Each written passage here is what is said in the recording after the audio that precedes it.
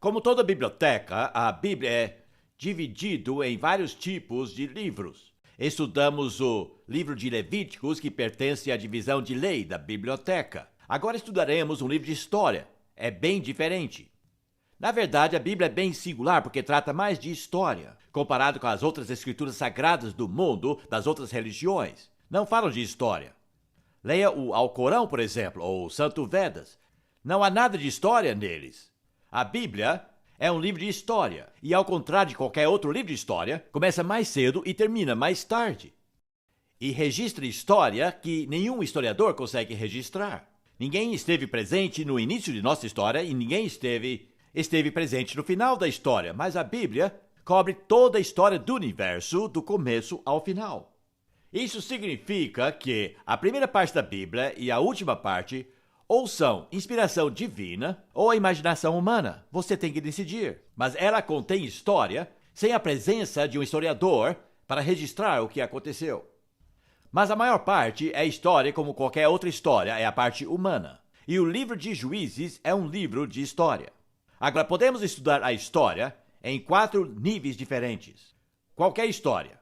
E se você pesquisar a seção de história da sua biblioteca, você vai descobrir que a história é escrita de diversos pontos de vista. Um ponto de vista é estudar os personagens que fizeram a história acontecer, as grandes personalidades, as grandes figuras. Há uma história da Inglaterra que focaliza no rei ou na rainha e o que aconteceu durante seu reinado.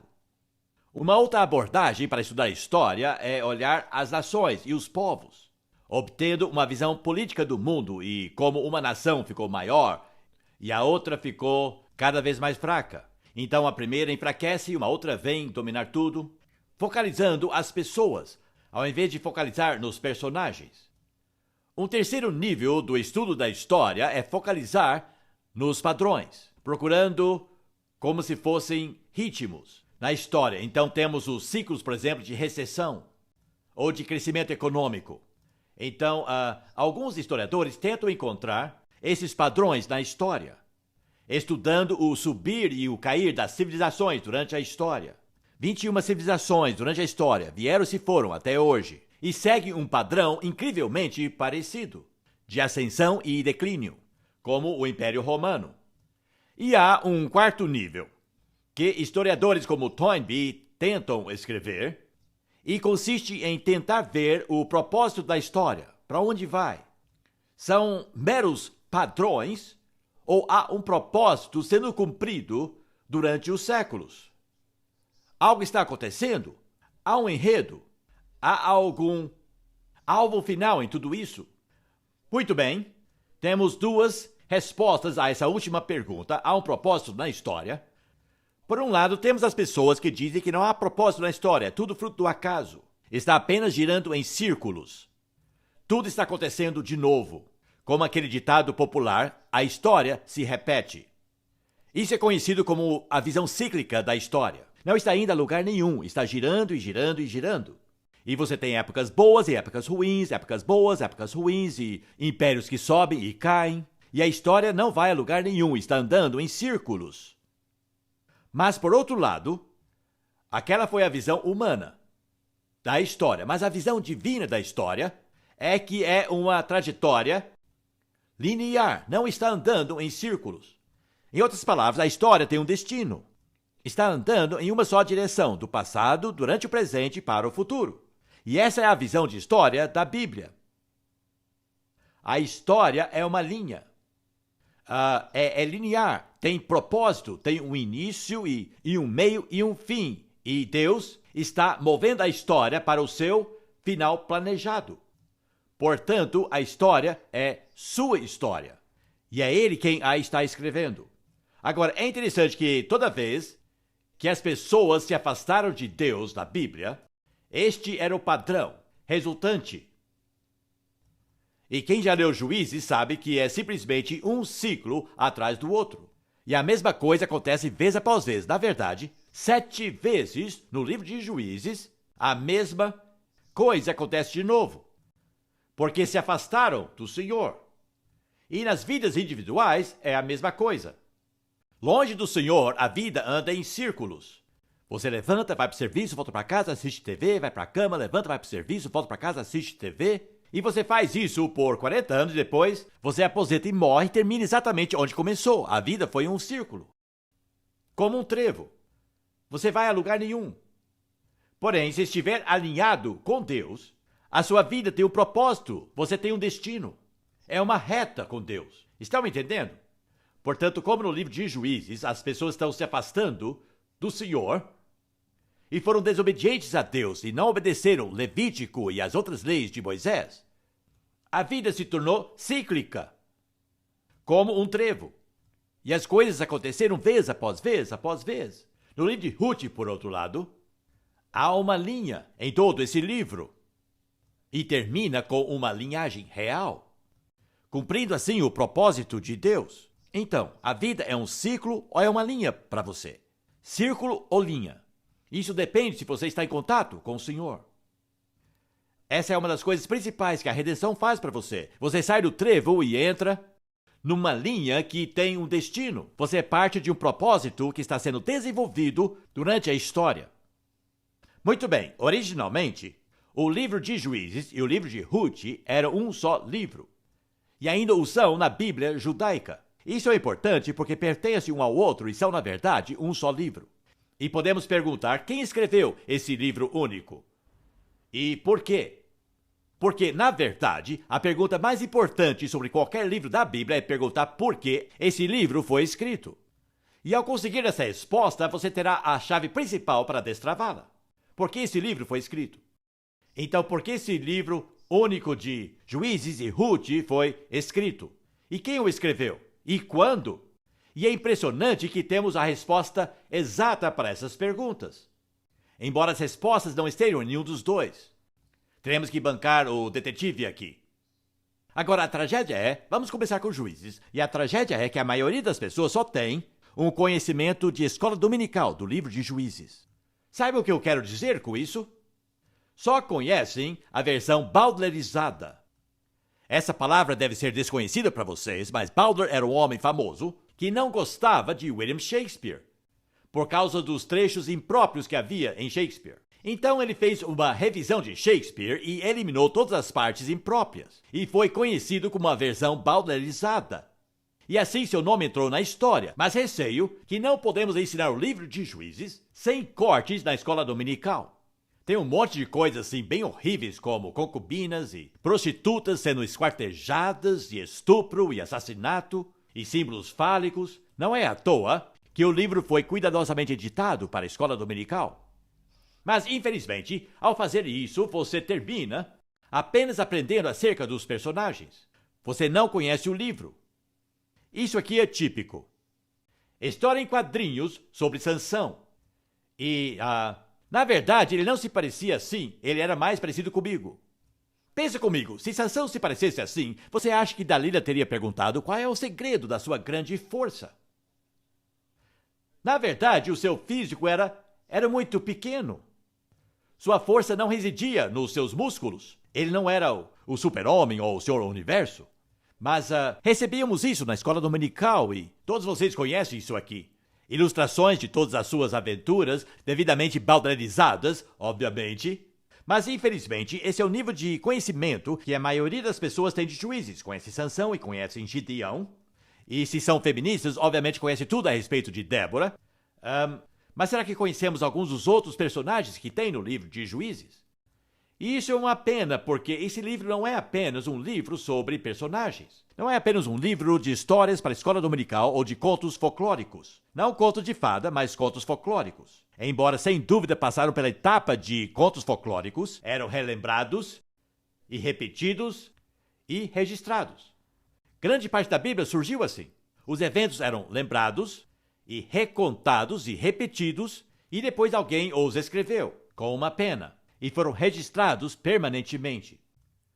Bem, agora falemos dos heróis e dos personagens, aqui no livro de Juízes.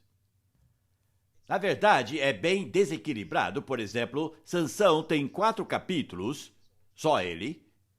Gideão tem 3, mas alguns desses outros são mencionados passageiramente.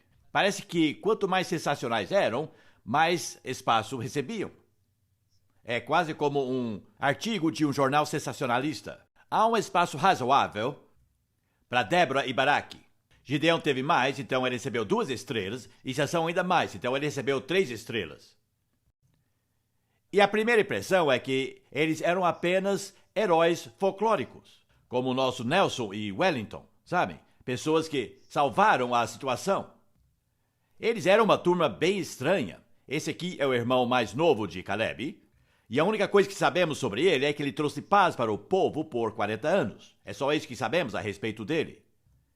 Eude era bem pitoresco. Ele era canhoto, e ele carregava a sua espada de 45 centímetros amarrado aqui à sua coxa direita, porque as pessoas normalmente procuravam arma na coxa esquerda, de onde um destro puxaria a sua espada.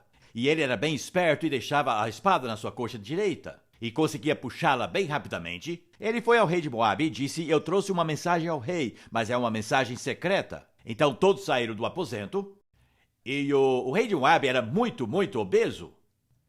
E quando todos haviam saído do aposento, Eude puxou sua espada, porque procurava sua perna esquerda e não a sua direita. Então ele estava armado, e ele cravou-a na barriga do rei de Moabe, que era tão gordo que a gordura fechou sobre a espada e sobre a mão de Eude. Uma história muito edificante. Então, depois de matar o rei de Moabe, ele saiu e disse aos guardas que o rei fora aliviar-se. Então ele disse: não o perturbem pelos próximos 15 minutos. E assim voltou em segurança para Israel. O que uma história como essa está fazendo na Bíblia? Sangar, bom, ele matou 600 filisteus com uma aguilhada de boi. Parabéns para ele. Depois veio Débora e Baraque, e Débora era uma profetisa. Seu nome significa enxame de abelhas e era casada com um homem chamado Lampejo, ou seja, lapidote na língua dos hebreus. E ela trazia uma palavra do Senhor para decidir suas questões. Mas quando a grande batalha chegou, ela não comandou as tropas para a batalha, mas ela chamou Baraque, um homem, para fazer isso. Mas ele era covarde e ele disse: eu não irei à batalha se você não vier comigo. Porque é o costume no exército israelense que o oficial sênior lidere suas tropas para entrarem na batalha. Isso acontece até hoje. Por isso perdem tantos oficiais em suas batalhas. São os únicos. Os britânicos não são assim, e nem os americanos e nenhum outro exército. Mas aqui, Baraque disse: eu só vou liderar as tropas se você vier comigo, o que deixaria Débora exposta ao perigo. E por isso Deus ficou irado com ele, e disse que o inimigo, Sísera, seria derrotado pelas mãos de uma mulher, para humilhar Baraque por causa de sua covardia. E Sísera foi pego de surpresa. Tal coisa jamais penetrara sua cabeça. Estou querendo ver se vocês já leram essa história. Se ainda não o leram, devem lê-lo para descobrir por que eu disse aquilo. Gideão era um homem temeroso. Ele colocou carne sobre o altar e veio fogo do céu e queimou toda a carne. E depois ele disse: Senhor, eu preciso de um sinal dos céus. Sabem, dá vontade de rir mesmo. Depois de ver fogo do céu cair e queimar toda a sua oferta, ele ainda pede um sinal. E então temos a história da lã. Um amigo meu na Nova Zelândia, numa certa noite, ele fora convidado para ser um missionário na Malásia. E ele disse: Senhor, preciso de uma lã. E ao sair de casa na manhã seguinte, lá estava uma lã de ovelha, lá em cima de seu carro, molhado pelo orvalho. E até hoje ele não descobriu quem a colocou lá. Não foram seus vizinhos e nunca mais ele pediu uma lã. Mas encontro muitos cristãos que dizem: estou procurando um sinal. Está mesmo? Ele é o único homem que conheço que recebeu uma lã, além de Gideão. Mas Gideão recebeu seu sinal com a lã que um dia estava seca e no outro dia estava molhada, mas teve que aprender que é pela força de Deus e sua estratégia que as batalhas são vencidas. E lembre-se que Deus reduziu seu exército de 300 mil homens a apenas 300. Desculpem, 200 mil homens a 300. Para que Gideão aprendesse a não colocar sua confiança em recursos humanos. Um ponto de interesse: lembra que ele os reduziu através de levando-os a um riacho e vendo se eles lambiam a água ou não? Essa é a fonte de Herode onde ele os levou. Quero que vocês imaginem agora centenas de soldados israelenses se abaixando. Aqueles que se abaixaram e lamberam a água foram rejeitados, e aqueles que levaram a água à boca com as mãos, porque assim ainda conseguiriam vigiar ao seu redor, foram escolhidos. E o número final foi 300 homens. A propósito, esse é o lugar onde Débora e Baraque ajuntaram suas tropas, em cima do Monte Tabor. E esse é o local onde Sísera e suas tropas estavam. É uma área pantanosa e seus carros ficaram presos no barro. E Sísera fugiu a pé. Mas foi aqui que aconteceu. É muito educacional ir à Terra Santa e Chris Hill é a pessoa ideal para lhes levar. Muito bem, continuemos. Onde estamos agora? Depois de Gideão, Tola, Jair, que tinha 30 filhos, jumentos e cidades. Interessante. Jefté, o chefe de Gileade, só sabemos isso sobre ele. E depois Ibsã, que teve 30 filhas e 30 filhos, e todos seus filhos casaram fora da tribo de Judá. E ele veio de Belém. E isso é bem interessante, quero que vocês se lembrem disso.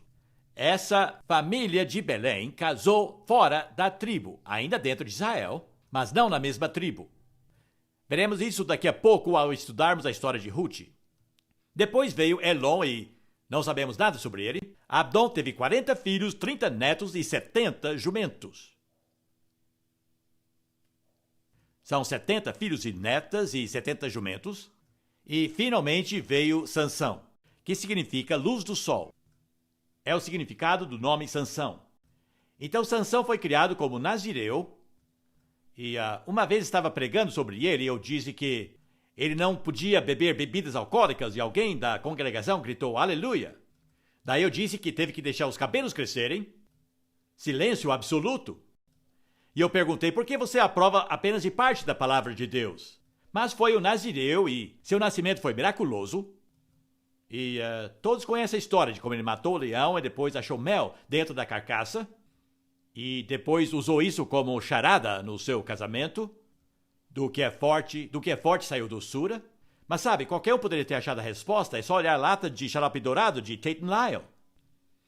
Porque as respostas estão lá na lata de xarope dourado de Tate & Lyle, cada um que você compra. Mas isso não existia naquele tempo, então eles conseguiram persuadir a sua esposa a explicar a charada. E ele ficou furioso e ela foi embora com seu padrinho. É um conto extraordinário de um homem que casou e seu casamento acabou mesmo antes da lua de mel. E ele esteve com um monte de prostitutas e acabou com uma chamada Dalila. É uma história bem triste. É a história de um homem fraco, não de um homem forte. E você sabe que no final, depois de muitos feitos incríveis de força que ele só conseguiu fazer graças à sua unção carismática. E não por causa de seus músculos. E no final o Espírito do Senhor o abandonou e ele ficou cego e foi trabalhar como boi. Ele virou uma piada para os filisteus. Há uma pregação bem famosa que eu preguei, foi bem difundida, chamava-se O Cabelo de Sansão Começou a Crescer. E preguei isso lá em 1982 e rodou esse país como um fogo no tempo de seca. E teve um jovem que ouviu esse sermão e escreveu uma poesia sobre o cego Sansão, guiado por um garotinho às colunas do templo onde ele derrubou todo aquele templo. Quero ler essa poesia, é bem emocionante. Chama-se O Garoto que Segurou a Sua Mão. E eu vou ler para vocês. Arrancaram seus olhos. No início nem conseguia olhá-los. Vazios em carne viva, tão cruel. Me recusava a olhar o choque do vazio, sabendo que ele não conseguia ver. Vi quando abaixou sua cabeça raspada, balançando ao ritmo do moinho, rodando e rodando e rodando. Vi as correntes desnecessárias, pesadas e duras, beliscando a sua carne. Para que acorrentá-lo? Agora, não tem problema que os seus olhos foram arrancados. Eu sou seus olhos, ele enxerga através de mim. Ele tem que enxergar através de mim, não há outra forma. E eu tenho chorado as lágrimas que ele não pode verter por todos aqueles anos irresponsáveis. Tenho aprendido a amar esse homem quebrado, pois vejo que finalmente aprendeu a temer o seu Deus.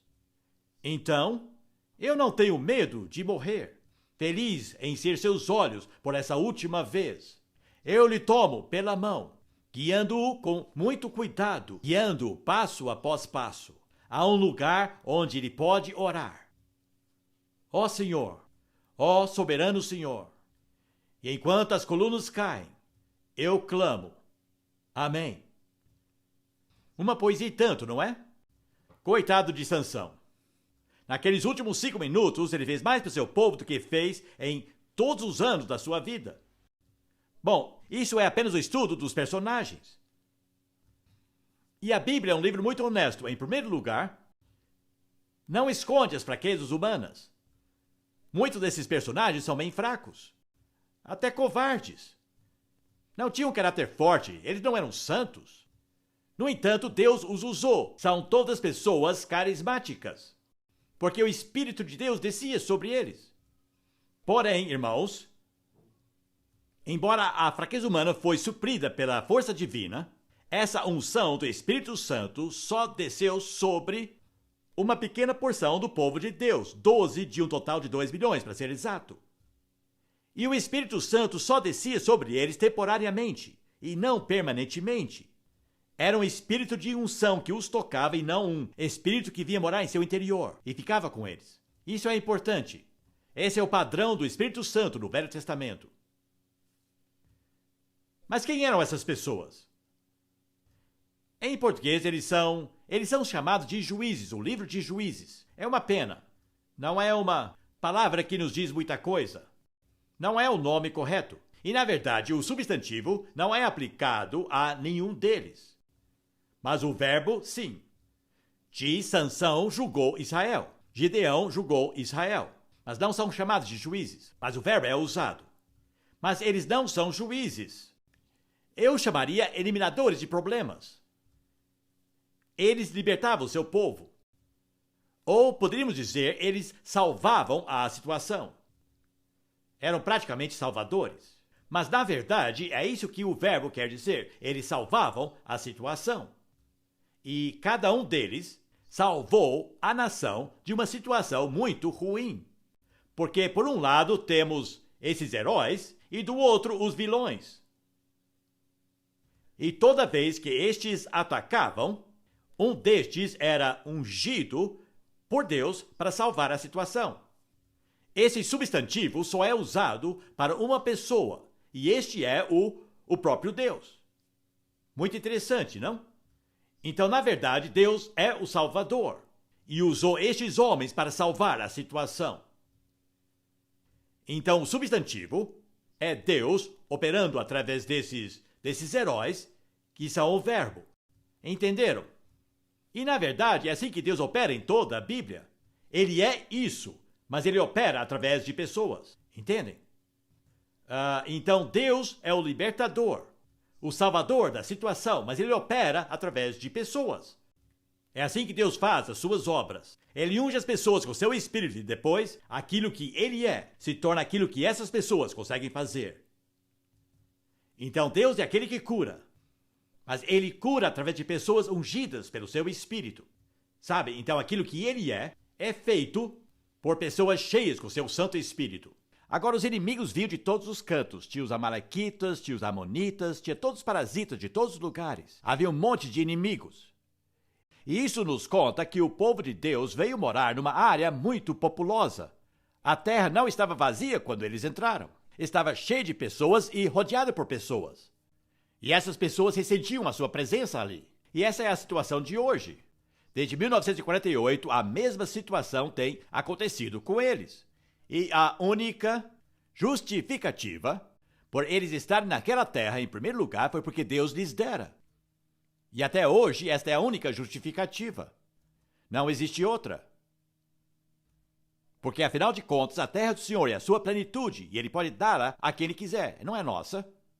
Deus dá a terra ao povo que Ele quer que fique com ela, com a terra. Então tem esse monte de inimigos que vêm atacar. Então a gente começa a enxergar que esse livro é um livro sobre a nação. Não se trata apenas de personagens. Não é apenas uma coleção de histórias sobre heróis para os venerarmos. É a história de um povo no fluir da história de Deus. Então, por quê? Deus permitiu que todos esses povos viessem para atacá-los quando ele prometera ser seu ministro de defesa. Então aqui, nesse ponto, é onde começamos a entender o livro. Se você fizer a soma total de todos os anos que essas pessoas julgaram Israel, 40 anos, 80 anos e assim por diante, a soma total é 400. Porém, o livro de Juízes só cobre um período de 200 anos.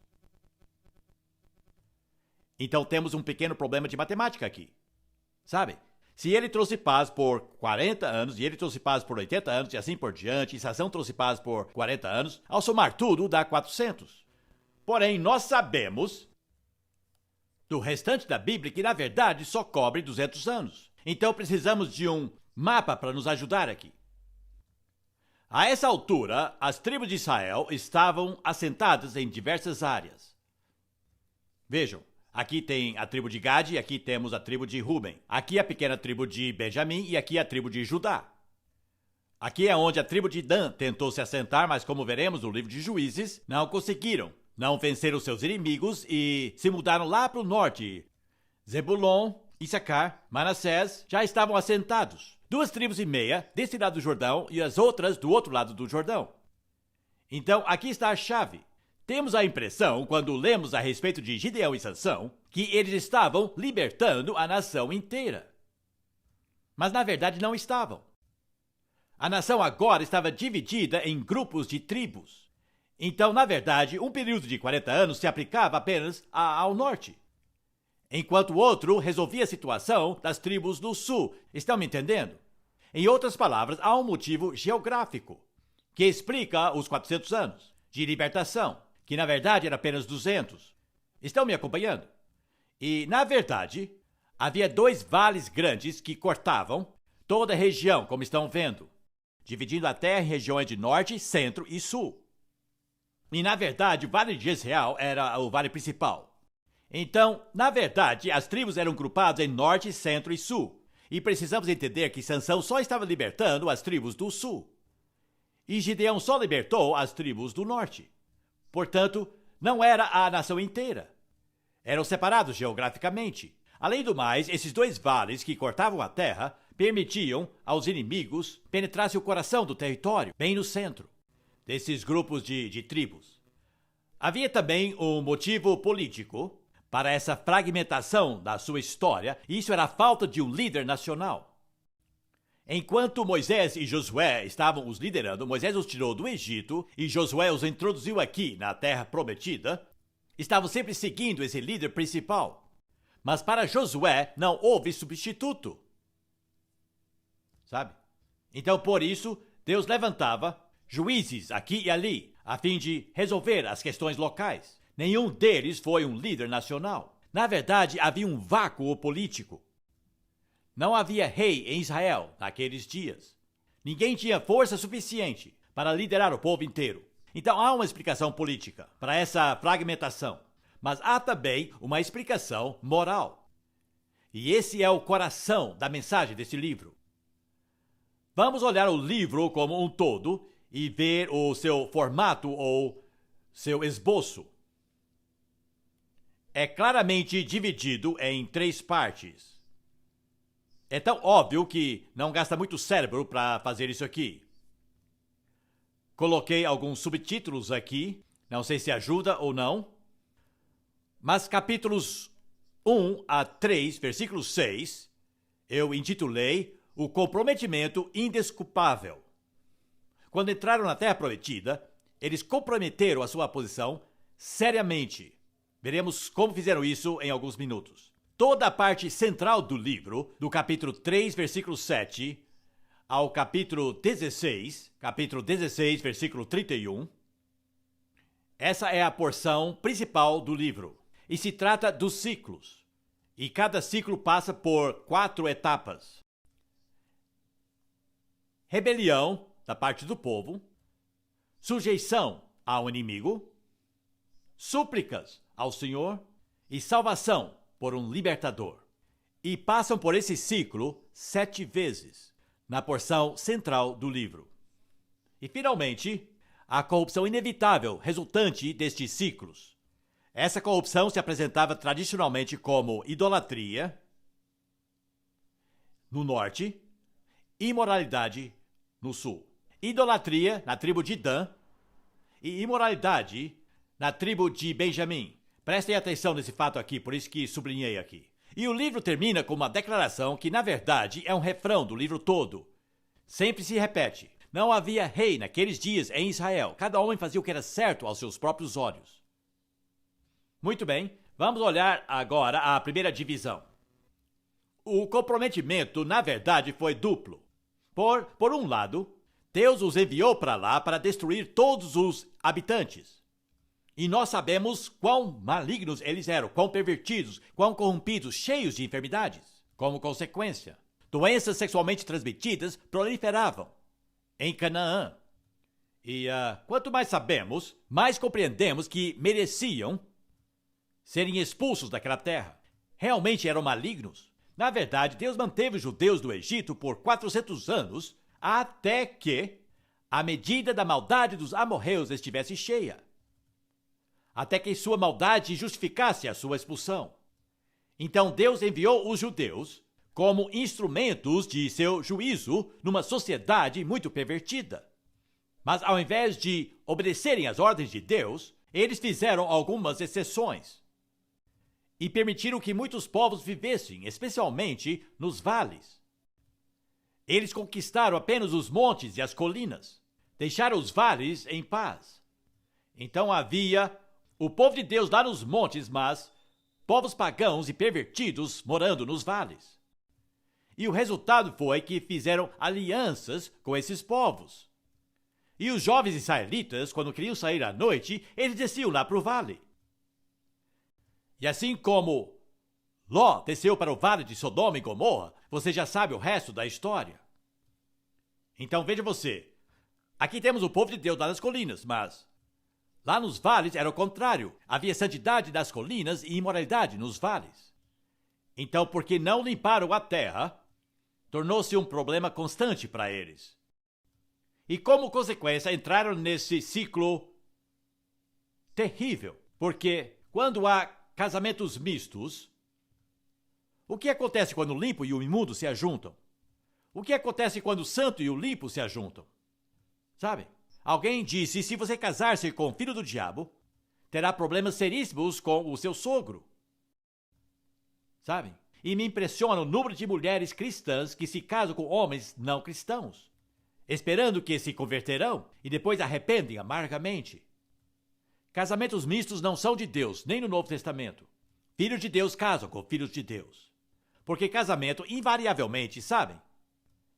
É como se eu estivesse em pé numa mesa e você está em pé no chão. E eu tento lhe puxar para cima, para a mesa, e você tenta me puxar para baixo, para o chão. Quem vai ganhar? Você está com a lei da gravidade a seu lado. Esse é o problema. E num casamento misto, a lei de gravidade espiritual é do lado de quem puxa para baixo. Então, é isso que acontece. E logo eles entraram em desobediência e rebelião. E Deus os castigava trazendo um desses inimigos que moravam lá embaixo no vale e tomava conta de tudo. Quando entravam naquela enrascada, entravam no terceiro passo e clamavam ao Senhor, diziam, o Senhor, é nossa culpa, nós nos arrependemos, por favor, nos liberta. E ele atendia e depois voltava ao pecado. É como se salvasse alguém de um afogamento. Você o retira do rio e lhe dá os primeiros socorros, ele diz, oh, muito obrigado, você salvou a minha vida. Depois ele levanta e pula no rio de novo. Daí você o salva de novo. E ele diz, você me salvou 2 vezes, estou duplamente grato a você. Daí ele volta a pular no rio de novo. Quantas vezes você o salvaria? 70 vezes 7? Eu não, eu diria, você não quer ser salvo. Mas infelizmente foi o que aconteceu aqui, 7 vezes. Eles repetiram este ciclo, e Deus tornava a levantar um líder carismático para libertá-los de novo. Este é um ciclo que muitas vezes o povo de Deus repete. Quero me concentrar nessa última divisão, porque todos conhecem essa parte até bem. Mas sabe, quando se concentra apenas na vida de Sansão ou na vida de Gideão, você não enxerga este ciclo, ou este padrão. E é isso que este livro quer nos ensinar. Porque é tão fácil o povo de Deus entrar neste ciclo, até muitos cristãos individuais. Eles entram neste ciclo. Eles pecam, eles entram numa enrascada, eles clamam ao Senhor, o Senhor os liberta. 12 meses depois estão no mesmo pecado, na mesma enrascada. Você conhece alguém assim? É fácil entrar neste ciclo longe do Senhor Deus. Não é apenas um ciclo sem fim, é uma espiral descendente. Quando você entra nessa etapa, além de andar em círculos, você está descendo em círculos. E a última parte do livro de Juízes é um relato nada edificante do que aconteceu com o povo no final. Em ambas as situações, uma no norte em Dan e outra no sul em Benjamim, o que se vê é o povo de Deus sendo mal conduzidos por um levita, por um sacerdote, um homem de Deus, que arranja confusão e leva o povo pelo caminho errado. É muito trágico quando os líderes espirituais do povo de Deus entram nessas enrascadas. Muito bem, eu não tenho muito tempo sobrando, então preciso andar rápido. Você pode ler a história depois sozinho. Mas tem dois exemplos aqui de decadência e de desobediência e de corrupção, poluição moral, e realmente não são histórias que você ensinaria numa escola dominical. Lá no norte, o homem chamado Mica roubou 13 quilos de prata de sua mãe, da sua própria mãe. E depois ele ficou com medo porque ela amaldiçoou o homem que a roubara. Ele a devolveu e ela disse: você é um bom menino porque você a devolveu. Faça um ídolo de metal e você pode colocá-la junto com sua coleção de deuses, porque Mica já possuía uma coleção de ídolos. E com a prata que ele devolveu foi feito uma imagem e um ídolo. Essa mãe realmente não sabia como criar o seu filho. Então seu filho Mica fez de seu filho um sacerdote. E disse: filho, está vendo todos esses ídolos? Você agora é o sacerdote. Mas aquele garoto nem era um levita. Mas foi o que aconteceu. Mas um jovem levita de Belém, que estava fugindo por causa de um escândalo de Belém de Judá, imaginem vocês, fugiu para o norte. Acabou se hospedando nessa casa por uma noite. E disse: que bela coleção de ídolos você tem aqui na sua casa. E a mãe disse, o filho Mica disse: bem, lhe pago 120 gramas de prata por ano, roupas e comida para ser meu sacerdote. Pensando que assim teria um sacerdote de verdade, e ele aceitou o emprego. Porém, mais tarde, a tribo de Dan, que não conseguira tomar posse da terra que Deus lhes dera no sul, migraram para o norte, e seus líderes se hospedaram nessa casa. Viram os deuses e viram o levita. E disseram: ei, você é sacerdote de uma só família? Não quer ser sacerdote de toda uma tribo? Lhe pagaremos bem mais. E o levita aceitou. E é por isso que a tribo de Dan se tornou uma tribo completamente idólatra. E assim como Judas Iscariotes, um dos 12 apóstolos, se perdeu, não vemos a tribo de Dan no livro do Apocalipse. E tudo isso aconteceu por causa de um levita. O homem que deveria ter sido o homem de Deus, mas por causa de dinheiro, tornou-se um sacerdote particular, primeiro para uma família e depois para uma tribo. É uma história triste e a outra é ainda pior, e com isso terminaremos nossa palestra. Um outro levita, e mais uma vez da mesma tribo de Efraim, pegou uma concubina, uma amante também de Belém de Judeia. Impressionante. Mas ela cansou-se dele e foi embora e foi para casa. E depois de 4 meses ele foi buscá-la de volta. E o pai dela ficou procrastinando e segurando-os, até que finalmente o sogro deixou-os partir, mas partiram tarde demais e conseguiram chegar até Jerusalém, que ainda era uma cidade pagã, e ele disse: não quero ficar com pagãos, nós temos que ficar com os israelitas. Então eles continuaram a viagem e chegaram até Benjamim, e chegaram em Gibeá ao anoitecer. E estavam armando sua tenda quando um homem morador de Gibeá lhes disse: não podem passar a noite numa tenda, vem para minha casa, eu lhes hospedarei. E assim que aquele homem e sua concubina entraram na casa daquele homem, um grupo de homossexuais vieram à casa e bateram na porta e disseram: esse homem que você está hospedando é muito atraente, queremos ter sexo com ele, queremos ele. E o homem de Gibeá disse: não, ele é meu hóspede, mas podem ter minha concubina se quiserem, ou podem ter minha filha. Então empurraram a concubina para fora e a estupraram até a madrugada. E abusaram tanto dela que ela caiu e morreu na soleira da porta. E ele ficou tão horrorizado que ele pegou o corpo e esquartejou em 12 pedaços e mandou um pedaço para cada uma das tribos de Israel. E disse: eis o que aconteceu na tribo de Benjamim. E foi impressionante porque pela primeira vez todas as tribos de Israel se uniram. É impressionante o que une as pessoas. Então as tribos se uniram e se encontraram em Mispá e disseram: vamos tratar com Benjamim por causa disso. Então eles vieram e pela primeira vez houve guerra civil em Israel. Por causa desse único evento horrível.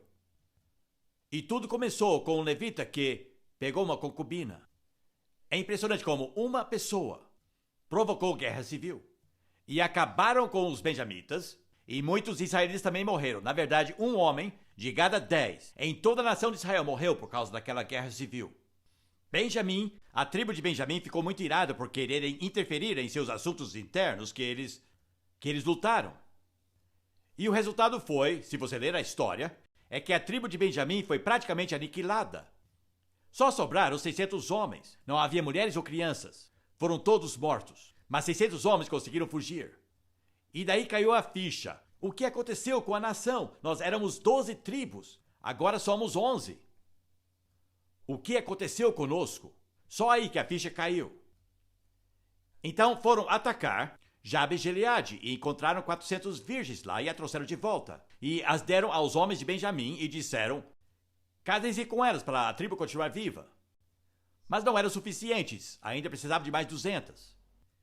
Então eles fizeram um jeitinho e deram instruções para os benjamitas irem sequestrar algumas moças israelitas na próxima grande festa em Siló. E eles fingiriam que não sabiam, porque haviam jurado: nenhum de nós dará sua filha em casamento a um benjamita. Um juramento. Então disseram: podem sequestrá-las, para não quebrarmos nosso juramento. Foi uma maneira típica de achar um jeitinho e burlar o juramento. Agora, com tudo isso, o que nós estamos vendo é que esse espiral foi descendo e descendo. Vejam a tribo de Dan e a sua idolatria.